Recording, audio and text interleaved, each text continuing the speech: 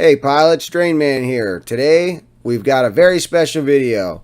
We are going to be doing the Revolt OSD build. We've got a 4-in-1 ESC. We're going to slap it all together inside of the dark matter frame. This ought to be exciting. You better stay tuned.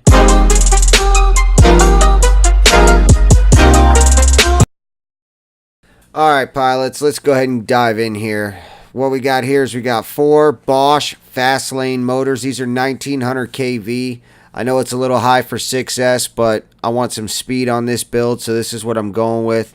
I really like these Bosch motors. It's a newer company, but they're making a name for themselves. They had some batteries come out, and they flew right off the shelves. I grabbed me a bunch. I really liked them. Super nice. Look, check these out. This is what they look like. Alright, let's speed this up. Go ahead and get these boxes ripped open. Alright pilots, make sure you're checking your screws. You don't want to put screws in that are too long, because then you're going to end up touching your motor windings, and when you do that, you're going to heat up the motors and have all kinds of problems, and you definitely don't want that. Let's get this frame out. Line these motors up for you. Alright, check this frame out. Dark matter frame. Sharp looking frames. Got the carbon fiber with the purple. I always like to check it for strength, make sure nothing's loose, so I'll pull on my arms a little bit, check every variation, make sure everything's looking good, working good, nothing's loose, and then let's go ahead and dive into getting these motors put on. I use thread lock, the blue stuff. Use the red stuff. I mean, you can if you don't want to ever get your motors off. Me, I don't want them to come off during flight or during a crash, but I want to be able to get them back off if I need to change out a motor or work on a motor or whatever the reason is, if I need to get them off. Some people like to put their motors on after, so they'll go ahead and they'll set the electronics, they'll get the ESCs put on, and then they'll get the flight controller put on, and then they'll put their motors on after. Me personally, I put the motors on first, and that's just preference. Let's go ahead and get this stack put out. Alright, first thing we want to do is get our screw situation figured out. You're going to want to do that no matter what your build is. If you're doing the same build as me and we're building this together, just do what I'm doing. But if you're not, you're going to want to figure out your screw situation. The dark matter accepts screws a little bit differently than the traditional stack. Most stacks, the screw will come up from the bottom, and then you'll put on your spacers, your nuts, your grommets, your flight controller, your ESCs, all that stuff. You'll just stack it on top. This one here is a little bit different. It actually has female threads in the base of the frame. So what you'll do is you'll figure out the right length screw for you. I figured out the right length screw for me. This one is a 12 millimeter M3. Yours might be a different size. You might rock a 10 or a 16 or whatever. You'll notice what I'm doing is I'm leaving a little bit of extra threads at the top because my spacing nuts have threads in them too. So if I was to set the flight controller on top and start to spin and the nut was already up, it would just crush my flight controller grommets. I want to keep that rubber squishy so that way when you got vibrations going on, you're taking out the noise so the gyro doesn't hear that noise. Alright, next up on the list is the 4-in-1 ESC. We're going to go ahead and tin this board. What I like to do is I like to get it tinned in one shot, but not solder up my wires right now, because if I do that, I'm going to be putting so much heat on this board I might start frying stuff, and you don't want to put that kind of stress on your MOSFETs and your capacitors and stuff. So what I'll do is I'll tin the whole thing, and then after I'm done tinning it, I'll let it cool down before I get into actually soldering on the wires. I'm going to show you guys how I solder this. I run it at about 800, maybe 850. If you're not that comfortable soldering, you can turn down a little bit. If you're very comfortable, turn up a little bit. If you're an experienced builder, you can just enjoy the show. But for the new guys, I like to slow it down a little bit and walk you through it. Alright, on my channel, I'm going to try to show you guys and teach you guys and tell you guys about as many different things as I can. Am I an expert? No, I'm not an expert. I'm just an FPV pilot who loves to have fun, and I want to share that fun with you guys. One thing to do is make sure that you're checking that beads of solder aren't getting away, because if they are, you're going to have something touching something. So make sure you're checking for that. Now that we got the flight controller out, we're going to go ahead and figure out which pin we want to do. I'm going to go ahead and start with this. This is going to be our camera. So the idea here is we want to go from plug to plug, so we're not soldering nothing, because you know that's the whole reason why we're using the Revolt OSD, because the idea is to be as plug and play as possible. So the way to do this is, for me, a lot of these components I've already had in another build. So for example, my camera was already previously wired or something, but I know where the wires go. I can tell a lot of times just by the color. So like red is positive, black is ground, video is yellow, so on and so forth. But if you're unsure, make sure you're checking the pinout. Get on to Google or whatever it is, search engine that you use. Type in the name of your electronic and type the word pinout after it. And it's going to pop up and it's going to show you what you need. So for this camera, we're looking at VBAC, ground, video, remote wire, and then VSEN, which is for voltage sensor.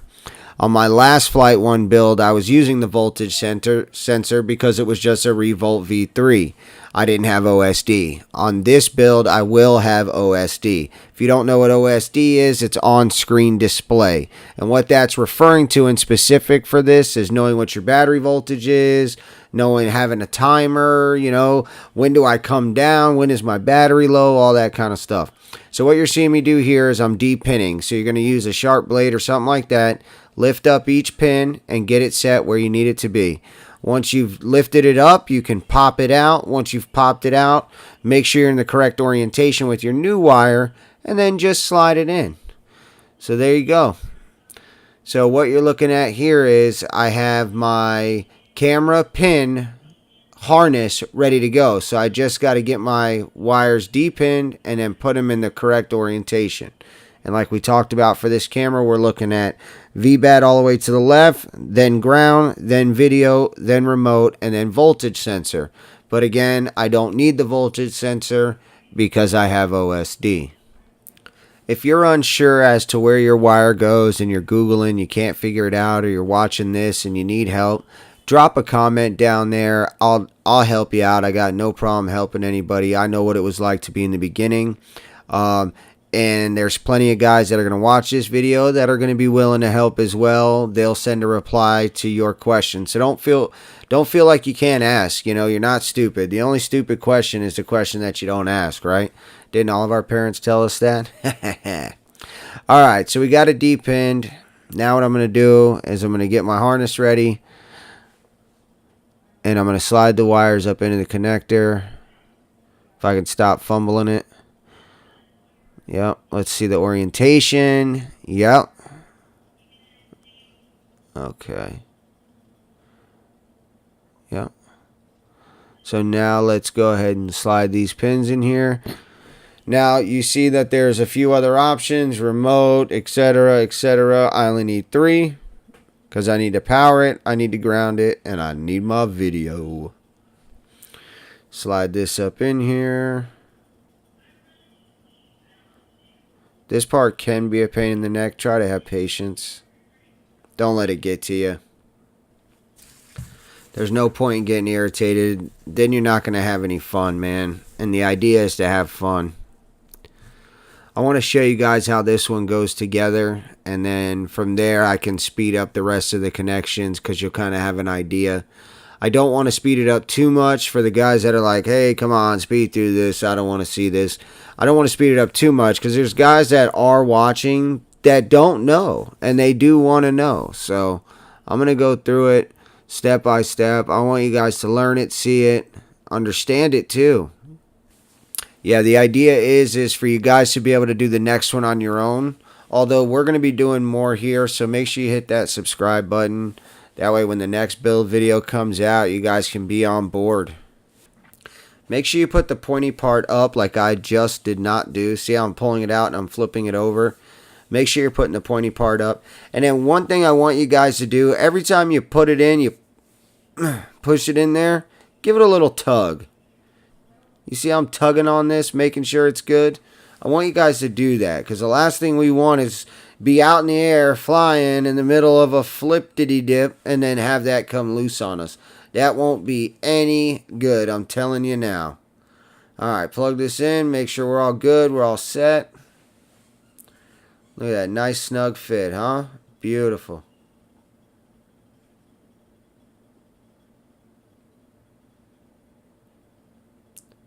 Let's get this end back on here. Way we don't lose track of what's for what. Alright, twisting up the wires. This is something I find that it gives the build a cleaner look. I have also personally had better results from doing this. Some people say it's not good to twist your positive up with your video, because then you're basically circling your video wire with a live feed of electric. But I personally, they're all wrapped in silicone. If they were touching each other, we would see a spark. You know what I'm saying? So I'm going to call this good, and I love the way it looks. It gives it a clean look. I feel like I get better video from it, so I'm not going to do it any other way. Alright, enough yapping. Here we go. Let's move on to the VTX. As you can see, I previously had this VTX mounted on this top plate for the dark matter. I like the way it is. It fits well. I have it electrical taped just to keep the, keep anything from touching it or keeping any interference. I mean, even just touching it with your finger can cause interference with your VTX. For the guys that don't know, VTX is your video transmitter. So what I do is I wrap a little electrical tape around it. Another thing you're going to notice is I have a zip tie around the SMA connector holding it there. You shouldn't do this like this. I have mine there temporarily, but you're going to want to change that. You're going to want to add some type of barrier, something in between the metal from your SMA connector to the carbon fiber itself, because that'll begin to mess with your video feed. So make sure you throw something in there, whatever it may be. If it's something 3D printed, some double-sided tape, wrap it real good with electrical tape, whatever makes you happy. What we're working on here is the VTX harness or connector. This one is a little bit different than the camera. So what we got is we've got VBAT, ground, and then we've got a blank, and then ground, and then video, and then blank, and then SA, which is smart audio. So I'm not sure if you're going to be wiring up smart audio. If you're not, you can just depin it. In this video, I will not be going over smart audio. If you're interested in learning about smart audio, let me know. I will make a video on it. It's not that difficult, but it would be nice to have a video and have somebody walk you through it. I know there's probably 101 other videos you could watch on it. Feel free to do that.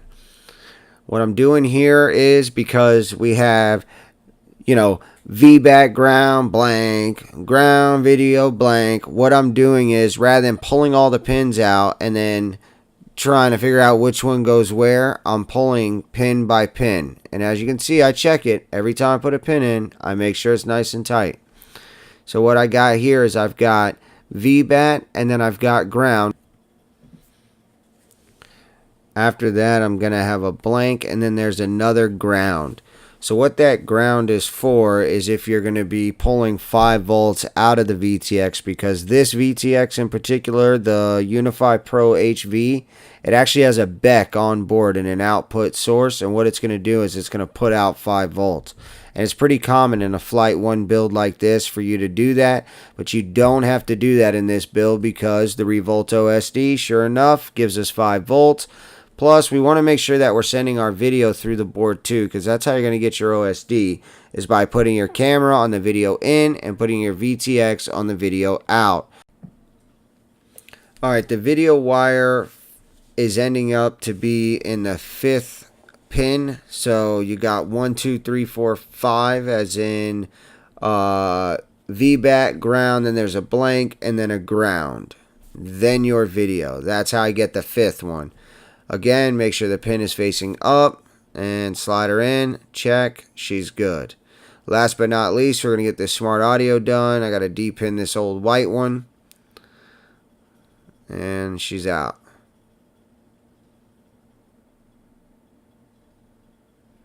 Check this. Okay, yep. See how I'm double checking to be sure? I want you guys to get in the habit of doing that too. Alright, we got our smart audio cable out. And slide her in. Voila. Check it. Solid. Twist it up. Put this out of the way. Alright, twist her up. And then it looks clean. And me personally, I personally honestly do get better video like this. So I make sure I do it. Plus it looks good. Alright, we're going to plug this one in too, just so that we know where it's at. We don't lose place of it. Because these two wires do have the same, these two connectors both do have the same amount of pins. It could be pretty easy to put them in the wrong spot, I would imagine.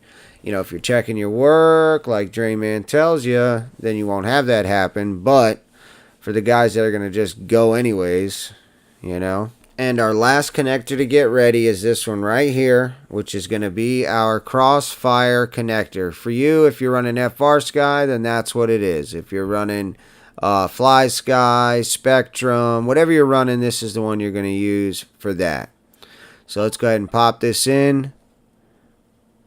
This one is going to be done ground 5 volt TX RX. Remember, I taught you guys, flip this thing over. You need to figure out which TX you're using. If you're using TX1, use those bridge pads. If you're using TX4, use those. I'm going to be using 1, and I'm also running Crossfire. So I'm going to bridge the NOR pad with the center pad, which says TX1. So what I'm doing is I'm telling the flight controller that I want to put TX1 on a normal signal. Because you can jump it to the other side, and now you're going to be running an inverted signal.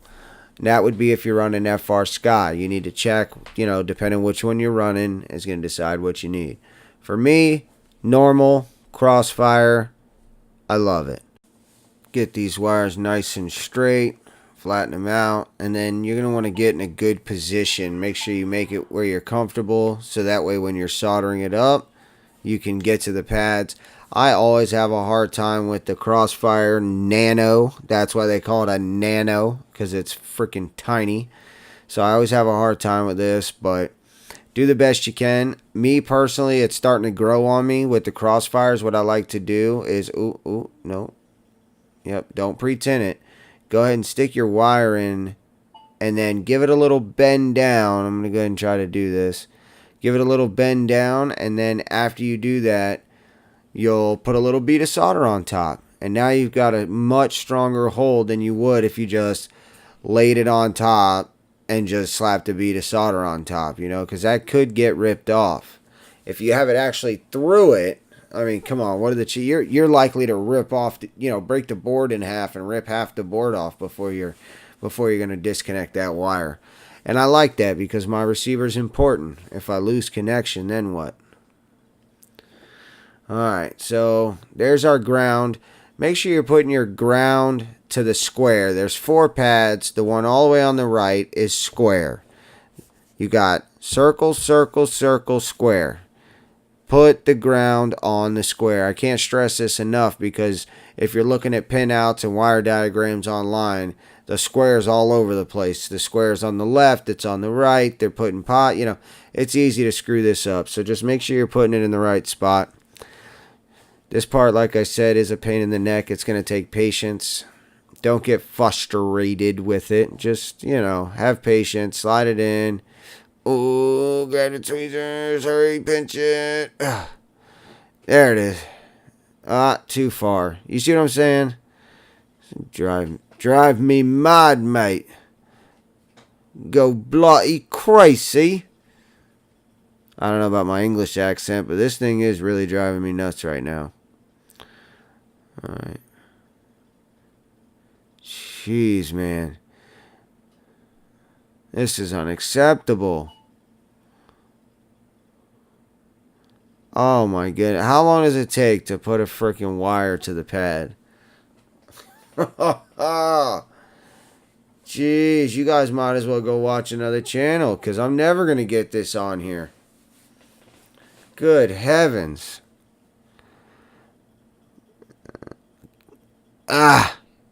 Gotcha. Gotcha. You ain't going nowhere. Alright, so you guys have seen the ground, you've seen the positive. Watching the TX, it's going to be the same thing. So you got TX and RX. coming out of the Revolt, you are going to have to swap the wires. They're not going to go right in line. Because coming out of it, you're going to have TX, then RX. But out of the Crossfire, you're going to have RX and then TX. So make sure you're checking that. Another cool thing to do is to color code them, you know. Like you see here, I'm doing my red as my positive, my ground as my negative. I've got my green as my TX and my yellow as my RX. So I know I can't screw it up because the right color wire is right where it's supposed to be. Give it a little twisty twist. And then we're on for the next step. She's starting to look like a flight controller, huh? All right.